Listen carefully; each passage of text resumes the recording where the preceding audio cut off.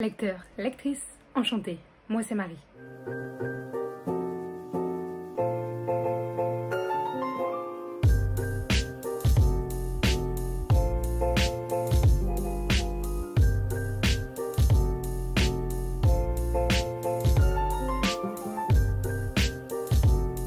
Je suis très heureuse de vous retrouver aujourd'hui dans une nouvelle vidéo. Cette vidéo fait donc partie des vidéos que je tourne pour une semaine, une vidéo par jour. Et alors, si je suis habillée comme au début de semaine, c'est parce que je tourne un jour différent. Sauf qu'il fait extrêmement chaud et que c'est vraiment l'un des maillots les plus confortables que j'ai pour filmer quand il fait très chaud. Donc je le remets, de toute façon vous le savez, que je filme beaucoup d'affilée et il fait tellement chaud en fait que je préfère être à l'aise en vidéo. Et donc on y va sans plus tarder.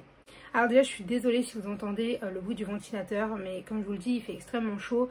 Je tourne pendant la canicule, enfin ce qu'ils appellent canicule. Et j'ai extrêmement chaud, je suis à deux doigts de fondre et sans le ventilateur c'est impossible. Donc écoutez, on y va sans plus tarder.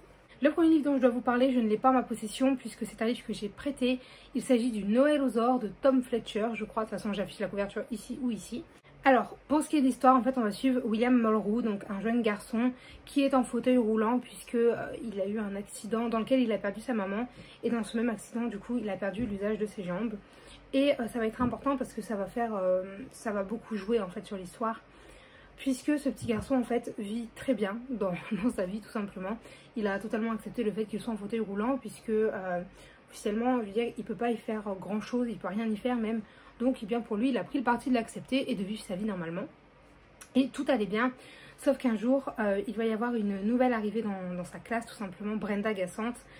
Alors oui, les noms ce sont des jeux de mots parce que voilà, c'est un ouvrage qui est vraiment à destination des jeunes tout simplement. C'est un ouvrage magnifique déjà, disons-le. Et du coup cette Brenda Gassante va un peu venir tout casser cet effet de lui il accepte tout ça puisque du coup en fait toute l'école va se retourner contre lui. Sachant qu'avant voilà tout le monde l'aidait etc, sans pour autant le prendre en pitié ni rien. Et là plus personne ne voudra l'aider puisqu'ils ne veulent pas se mettre Brenda Gassante à dos. Je vous explique pas pourquoi elle le cible lui tout ça. Mais bref, c'est important puisque du coup à partir de ce moment là William va commencer à ne plus trop accepter sa situation. Et en soi je vous spoile pas grand chose puisque c'est l'histoire. Et en fait vous comprenez bien que si jamais le livre s'appelle Le Noël aux ors et qu'il y a un dinosaure et que c'est une couverture de Noël, c'est parce que c'est un rapport puisque voilà le papa de William du coup il s'appelle, j'ai envie de dire Bob mais je suis absolument plus sûre. Je ne sais plus son nom, ce sera sûrement affiché quelque part ici. Mais il est extrêmement fan de Noël, vraiment genre c'est la maison la plus illuminée, c'est là où il y a le plus de décorations, il y a toujours des pulls de Noël. Et à la fin de chaque Noël, il pleure parce que le Noël précédent est terminé. Enfin bref, un gros fan de Noël, on peut le dire pour le coup. Et en fait, du coup, ça a vraiment été une des fêtes préférées de William avec son père. Sauf que cette année, il va décider de demander au Père Noël quelque chose.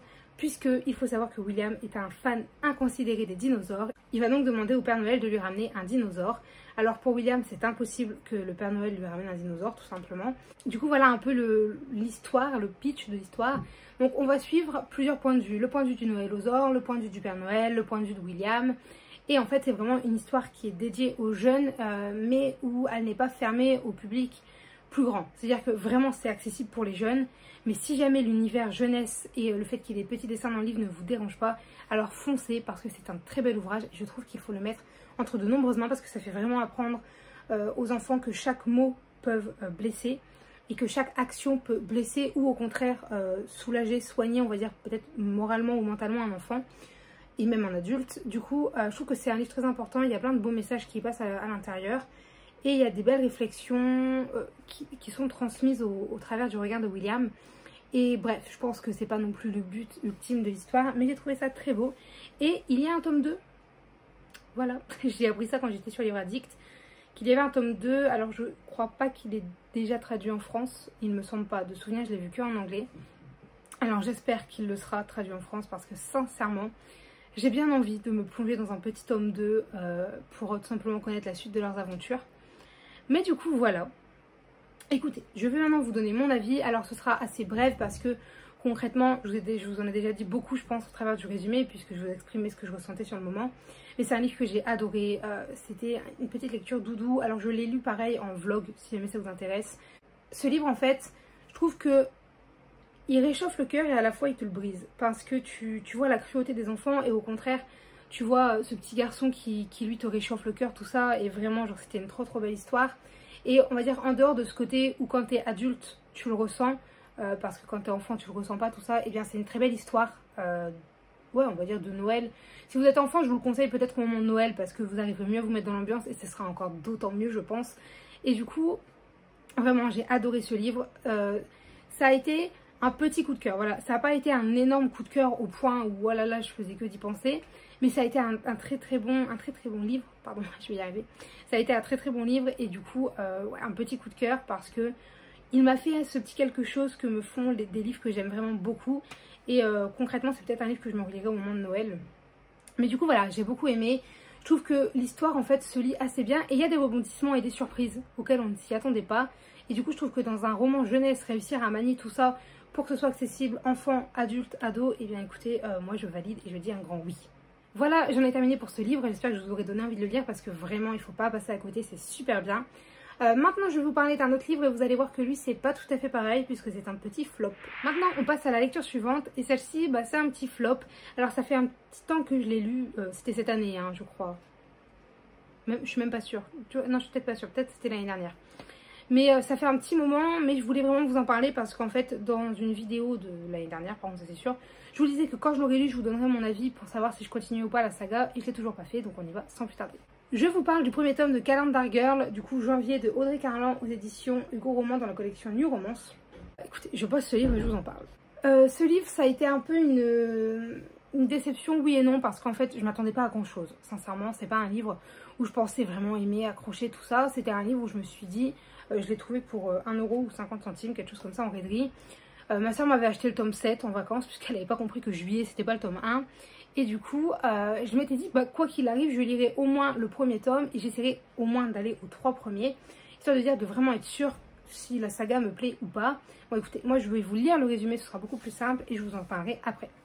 Mia vit avec son père et sa petite sœur à Las Vegas. Elle rêve de devenir comédienne. Depuis le départ de sa mère, son père s'est mis à boire et à jouer. Il emprunte $1 million qu'il perd et ne peut rembourser. Le prêteur sur gage l'envoie dans le coma. Mia doit assurer la dette de son père. Quelle solution va-t-elle trouver? C'est pas assurer, c'est assumer, pardon. 12 mois, 12 hommes, 12 villes, Mia réussira-t-elle son incroyable pari?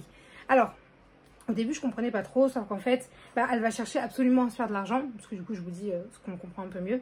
Elle va chercher à se faire de l'argent pour pouvoir rembourser cet emprunt. Et sa tante va lui proposer un boulot en tant que...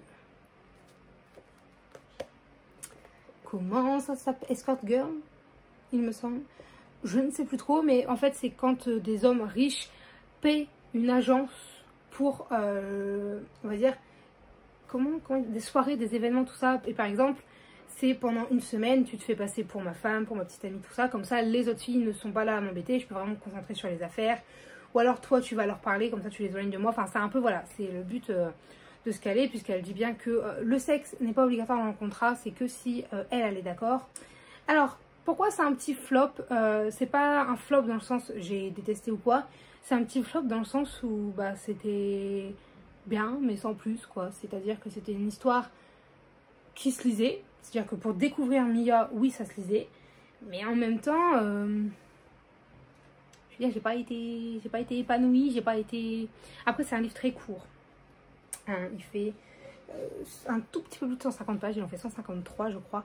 Donc forcément en 153 pages, t'as pas vraiment le temps d'accrocher au personnage, de vouloir absolument connaître tous deux. Du coup je pense que si jamais c'est le genre d'histoire qui vous plaît, c'est-à-dire romance comme ça, dans le style Hugo Roman tout simplement, bah moi je vous conseillerais peut-être d'enchaîner plusieurs tomes. Après voilà, c'est un conseil, hein. Peut-être que si j'avais enchaîné, je sais pas, genre janvier, février, mars, ça l'aurait un peu mieux fait, j'allais dire ça l'aurait un peu mieux fait, mais voilà, je sais pas trop quoi vous en dire concrètement, parce que ce livre en fait, ça n'a pas été une déception, parce que comme je vous dis, j'en attendais rien, ça n'a pas été un coup de cœur, loin de là, mais c'est pas non plus une lecture qui m'a répugnée ou quoi, c'est juste que bah, c'était une lecture où ça se laissait lire, voilà, en gros ça se laissait lire. Pour ce qui est de la vie, je ne saurais pas trop quoi vous dire, parce que concrètement, je me souviens que quand je suis sortie de ce livre, j'étais en mode mouais. Voilà, en gros, c'était un mouais. Donc, j'ai pas grand chose à vous dire dessus, parce que concrètement, j'ai rien à lui reprocher. mais j'ai pas non plus grand chose à le gratifier. Vous voyez, donc c'est un peu compliqué. Mais du coup voilà, moi je vous le conseille comme je vous dis. Si c'est votre genre de lecture, si jamais vous voulez tenter, pourquoi pas. Après voilà, il coûte 10 €. Vous pouvez très facilement les trouver d'occasion. Et en soi, si jamais vous avez les premiers tomes, peut-être que ça le fera mieux. Du coup écoutez, voilà, moi j'en ai fini du coup pour cette update lecture. J'espère qu'il vous plaira. Si jamais vous avez des avis, des remarques, des commentaires, des conseils ou des idées de vidéos, n'hésitez pas à le faire dans l'espace commentaire puisqu'il est fait pour ça. Sur ce, je vous dis à très bientôt. Allez, bye mes lecteurs.